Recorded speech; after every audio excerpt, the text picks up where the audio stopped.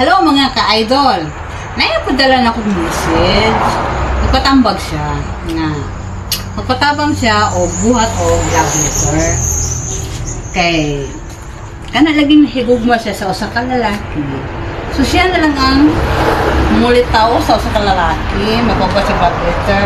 Kung di na ko na alam, saan na ako napagbuhat ng love letter? Oy nga, di mo ko kabaluan na kay tukad-tukad gusto ko na agya na ako magpadala surat sa ka lalaki.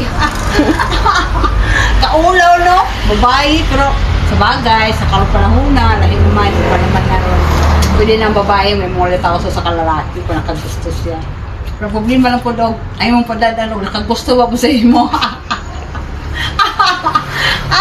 Kada kong gibang ko. Pero okay na, at least, makatabang ko sa iya ha, kung saan ako ang gibuhat nga love letter para sa iya ha, no? Kay, uy, pinitaw na si Monmon, no? Nagpadala sa kuha, nag-message siya. Okay, Monmon, kung naminaw man ka na ko karon adlaw so, maminaw ka na ko sa akong Bisaya love letter. Okay?